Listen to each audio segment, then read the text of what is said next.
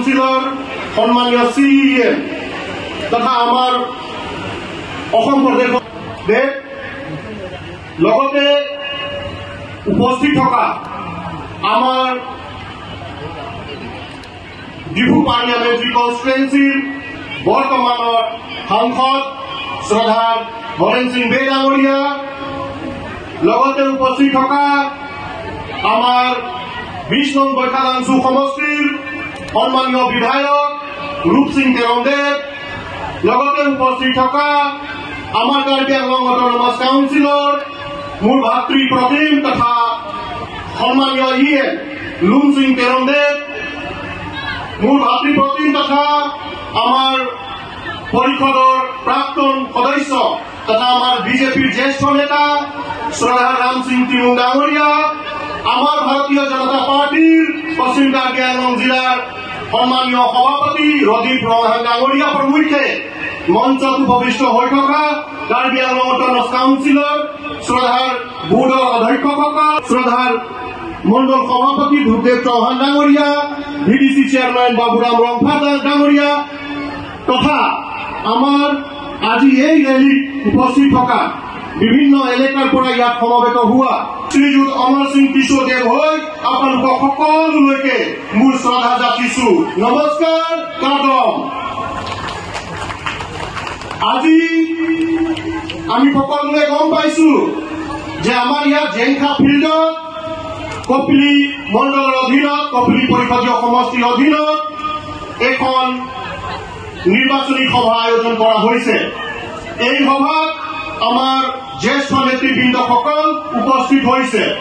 আমি তেখেতসকলক আদৰণি জনালো সকলোৱে এই নিৰ্বাচনত কেনেধৰণে আমি আগবাঢ়িবলৈ একেৰাহে তৃতীয়বাৰৰ বাবে দেশৰ প্ৰধানমন্ত্ৰী পতাৰ বাবে আমি কেনেধৰণে মতদান কৰিবলৈ আছে আৰু ইয়াৰ লগত সংগতি ৰাখি ভিন্ন কথা তেখেতসকলে আমাৰ মাজত দাঙি ধৰিব আমি সকলোৱে সেই কথাখিনি আমি মন কৰি শুনিব লাগিব यहाँ उपस्थित प्यारे भाइयों एवं बहनों हमारे बीच उपस्थित हमारे ज्येष्ठ नेतृवृंद अभी उपस्थित हुए हैं हम सभी मिलकर उनका स्वागत किए हैं और हम सभी जानते हैं कि आज का जो यह जनसभा है यह हमारे भारतीय जनता पार्टी के प्रार्थी अमर सिंह किशोर जी के लिए आयोजन किया गया है एक डिफू संसदीय क्षेत्र है यहाँ से हमारे भारतीय जनता पार्टी के प्रार्थी के रूप में उम्मीदवार के रूप में अमर सिंह किशोर जी को सामने लाया गया है मैदान में उतारा गया है हम सभी आने वाले 26 अप्रैल को उनको भारी मतों से जिताकर अपना सांसद बनाना है तथा मोदी जी को पुनः देश का प्रधानमंत्री तृतीय बार लगातार उन्हें प्रधानमंत्री बनाने के लिए हमें सभी को एकजुट होकर एक साथ मिलकर मतदान करना है हम सभी जानते हैं कि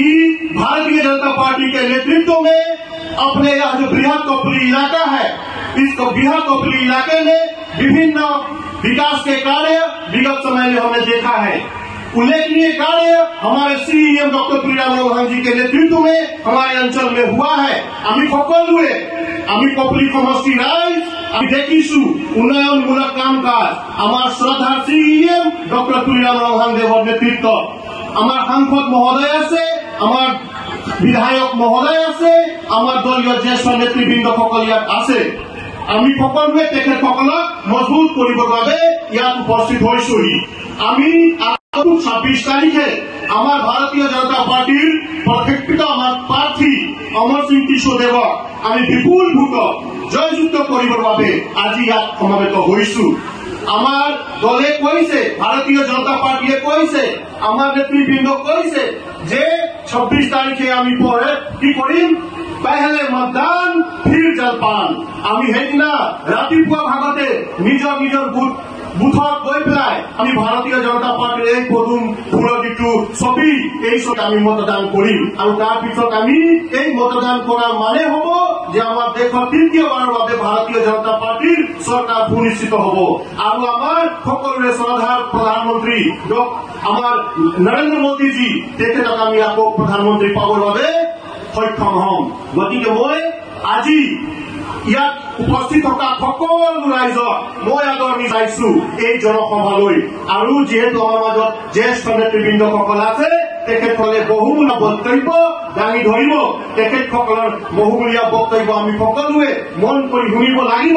যাতে আমাৰ মাজত কোনোবাই আহি যদি অপপ্ৰচাৰ চলায়, আমাক জাতিৰ নামত যদি দুই ভাগ কৰিব খোজে, আমাক যদি ভাষা ভাষীৰ নামত যদি আমাক ভাগ ভাগ কৰিব খোজে, যাতে আমি বিপথে পৰিচালিত হোৱাৰ আমি যাতে ভিক্টিম নহওঁ। আমি তেওঁলোকে আমাৰ বিৰোধীসকলে আমাক বিভিন্ন ধৰণৰ কথাবিলাক লৈ অহাৰ চেষ্টা কৰিব, কিন্তু এইবিলাকৰ পৰা আমি বিৰত থাকিব লাগিব। আৰু তাৰ বাবে আজি গোটেইখিনি কথা বুজাই দিবৰ বাবে আমাৰ সন্মানীয় CEM ডক্টৰ ফুৰিলাল ৰভাংদেৱ আমাৰ মাজত আহিছে। আমাৰ জ্যেষ্ঠ নেতৃবৃন্দসকল আছে, গতিকে তেখেতসকলক আজি মই ইয়াত স্বাগতম জনাইছো আৰু ধন্যবাদ দিছো তেখেতসকলে আমাৰ এই সমষ্টি এলেকাত আজি উপস্থিত হোৱাৰ বাবে। এইখিনি কথা কৈ আমি পৰৱৰ্তী পৰ্যায়ত গাঁৱে গাঁৱে বুথে বুথে আমি আমাৰ নিৰ্বাচনী প্ৰচাৰৰ সময়ত আমি লগ পাম। মই আহিম, আমি সকলোৱে কথা বতৰা পাতিম, কিন্তু আজি প্ৰথম ইয়াৰ পৰাই আমাৰ CM ছাৰ, আমাৰ MP ছাৰ, আমাৰ বিধায়ক মহোদয়, আমাৰ সভাপতি মহোদয়, তেখেতসকলৰ যিটো বাৰ্তা আজি ইয়াৰ পৰা আমি বুটলি লৈ নিজৰ নিজৰ ঘৰলৈ যাম। আৰু সেইটো মতে আমি এই গোটেই 26 তাৰিখলৈকে বিজেপি আমি মতদান নকৰালৈকে আৰু কৰাই নিদিয়ালৈকে আমি সেই বাক্যষাৰ, সেই কথাখিনি আমি মনত ৰাখি কিনি আগুৱাই যাম। মই সকলোকে ধন্যবাদ দিছো। আকৌ কাৰ্ডম নমস্কাৰ। ভাৰত মাতা কি।